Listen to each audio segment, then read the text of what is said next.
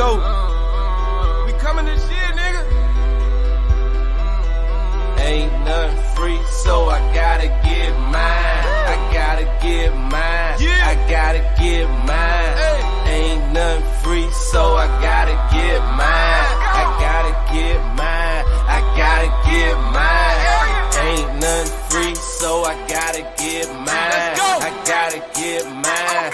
I gotta get. Ain't nothing free, so I gotta get mine. I gotta get mine. I gotta get mine. Hey, let me elaborate. Y'all niggas.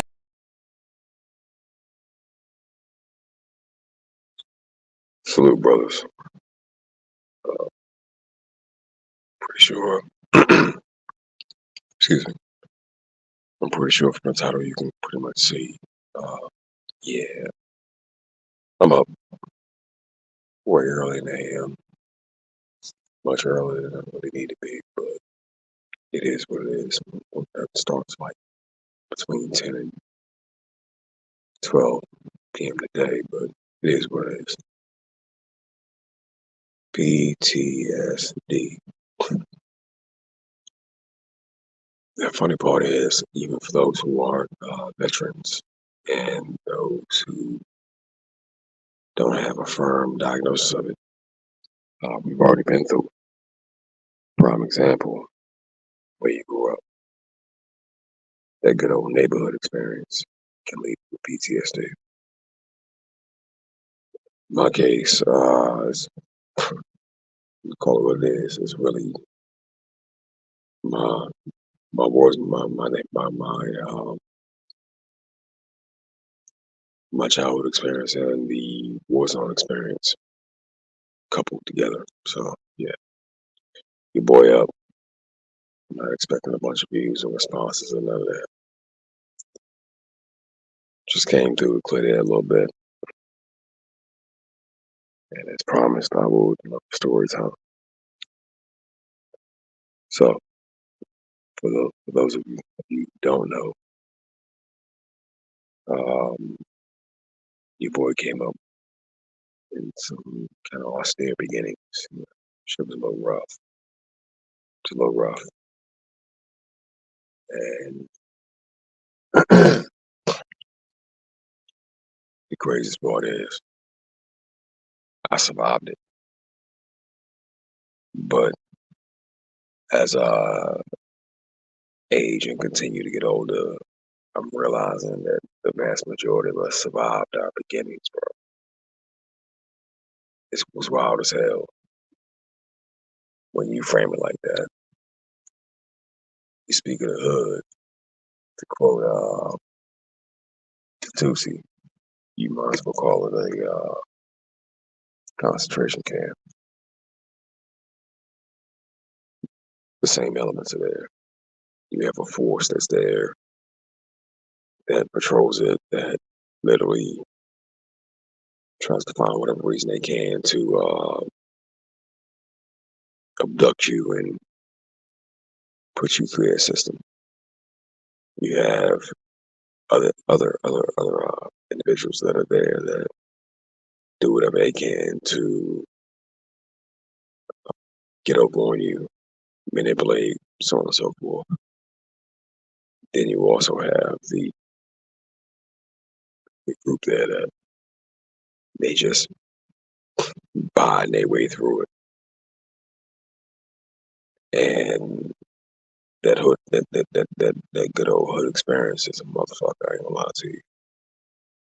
And it's not until you become older that you really sit back and you start recollecting on that experience, and you realize just how messed up it is, right? Everything you find out, everything you thought you knew was a lie, so on and so forth. But anyway, it's story time. Back in 2009, I took a job as a guilty contractor with KBR. I was a married man with children, and full-time electrician. And I got laid off back into 2009. They weren't no work for nobody. So as a married man with children, I literally decided right then and right there, I fuck this, let me put my bid in. And luckily I was one of selected to go overseas, right?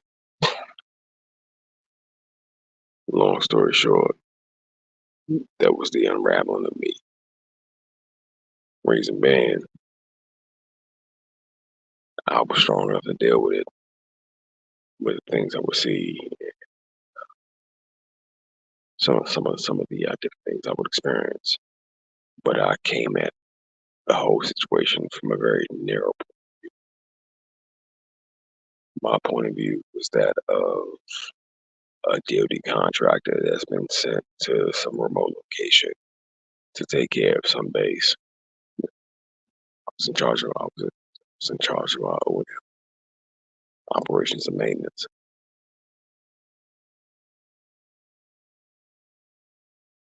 Before it was all said and done, but real shit,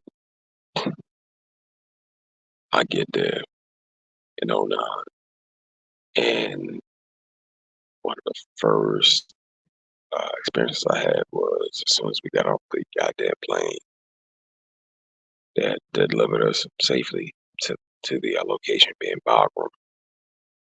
12 motherfucking rockets flew over our head less than 45 minutes later after we all got checked in and so on and so forth, and literally hit the airfield that we were all standing in a little while ago.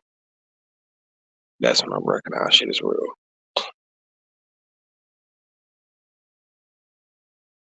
I was supposed to go home on the fourth month, but long story short, one group lost the contract, being KBR, I went up and took it over, being floor, doing the switch of the presidency. It was wild as hell because one company banner is red, the other one's blue. That should tell you something right there. And when I was denied, I spent like 7.5, maybe 8 months overseas. Anyway,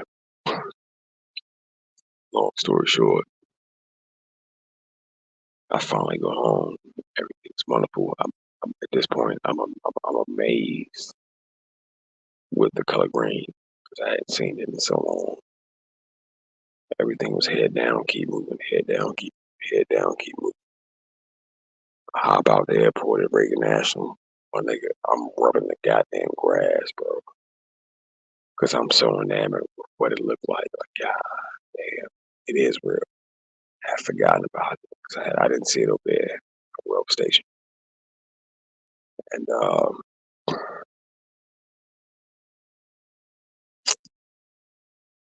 I was happy, and everything felt like home. I was proud of the work I'd done and the all the accolades that came with that. Such a good man, so on and so forth. Keep in mind, at that point in time, I was married to a Keisha. So we all know that shit ain't last. It ain't last long, bro. Fast forward, back overseas, waiting on my next R&R.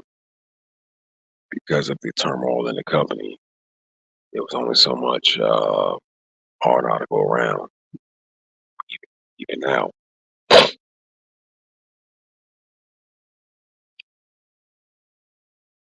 that point, excuse me. And they finally let your boy go. And I go back home. I'm happy and smiling. I see the same banner that's up. I see the same half in, half out smiles. I see the same um, reaction from these people that I'm coming home to. Keep in mind, my mother-in-law lived with me at the time. I'm taking care of her. my kids, my wife, so on and so forth. I'm feeling like the man. That's back when that Trey Songz and Drake song was hot. I just want to be successful, right? I'm feeling like I finally reached that point where I am successful out this bitch, right? And then I gotta fly back over. I gotta fly back overseas, land in Bago, and deal with that. My third no, that's when shit got real. I've been in country for like a year and some change. By my third no, keep in mind the company policy was to fly you out every KBR was every 4 months. You going on once they lost the contract, Ford said, hell with it, we'll fly you out every 3 months. But in the middle of a transition, they make you stay. So I'm over there waiting to board the plane, and some bullshit happened. I thought it was a glitch. I go to buy the ticket and get ready to hop this 16-hour, 24-hour flight, and the website keeps telling me the car's denied. I'm over in Dubai looking like, what the fuck? How could my car be denied? It's like 15K in that motherfucker. Because that's how much I ordered for myself. Still paying bills back home. I was still taking care of everything, right? Long story short, I'm married to Keisha, and I want to. I trusted Keisha with the essential task of paying bills and managing the money, so on and so forth. This bitch wiped out the whole bank account, fam. Left me with like less than, well, maybe 500 first go round. Essentially leaving me stranded over that motherfucker. And I'm not sure how familiar some of you brothers are with Dubai, but the reason why you don't see the reason why you don't see any poor people begging is because they lock their ass up. And then on top of that, once you are incarcerated over your family is responsible for feet. So yeah, I'm in a country that's totally foreign to me, right? Where if you get locked up for being poor or being destitute, you go to jail and your family has to feed you. Whole time, I'm like the nigga that just got a contract for the NBA or the NFL. I'm taking care of my family, my wife's family. I'm taking care of everybody, right? That's not some shit that you really want to be happening to you. And I figure out and find out I can't go home, and I'm stuck over that motherfucker. I had to wait for 3 days for a connecting flight back to base. Wildest shit ever. I finally get the call. My bitch being my ex-wife at the time. She's like, oh, over. Whole things like, yo, overspent. I didn't mean to. I accepted that bullshit and I said, all right, cool, don't do it again. This happened to me 2 more times, so in total 3 times. The whole left me stranded overseas, man. What I've learned from that whole incident, if you're not always on it and constantly the captain of your ship, you allow for bullshit to take root. And that can be in any situation. It could be with a bitch. It could be with your peoples. It could be uh, with your motherfuckers you consider brothers. If you give people too much leeway, oftentimes they don't know how to handle it. Anyway, fast forward again. Here my dumb ass is chilling in the goddamn hotel lobby that floor has rented out. Might as well call it a permanent, damn near permanent residence. Stuck. with no money in a country where poor people get locked up. Whole time this bitch was back home funning it out and funning shit out. The hoe was buying fucking $5,000 credenzas and couches and so on and so forth. Having a straight ball with the bread. That's the day when I change. My homies from California, but oftentimes say a good saying, everything's on the bitch. Well, outside of that, my nigga, everything on you, man. And you can't allow a bitch to have no leeway. You just can't. You can't.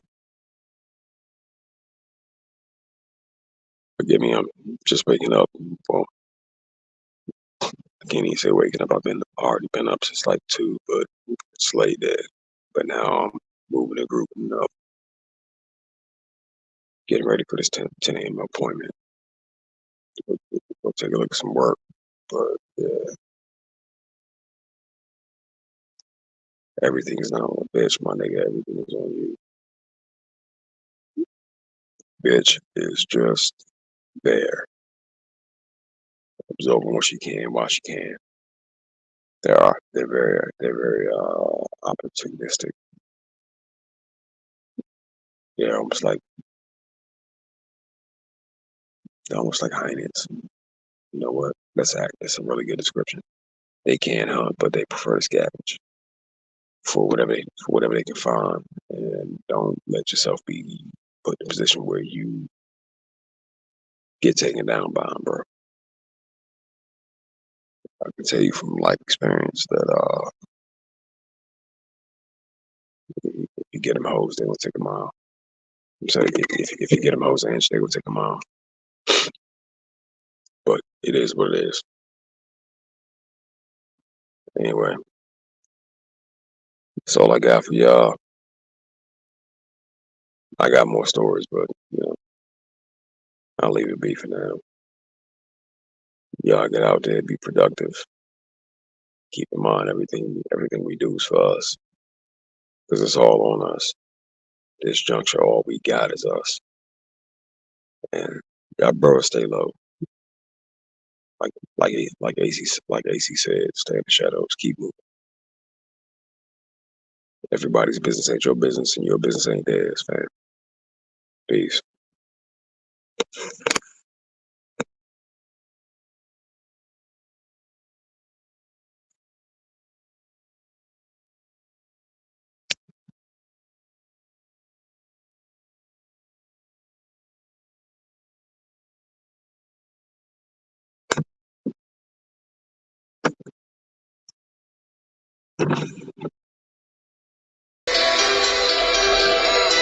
Ain't nothing free, so I gotta get mine. I gotta get mine. I gotta get mine. Ain't nothing free, so I gotta get mine. I gotta get mine. I gotta get mine. Ain't nothing free, so I gotta get mine. I gotta get mine. I gotta get. Ain't nothing free, so I gotta get mine. I gotta get mine. I gotta get mine.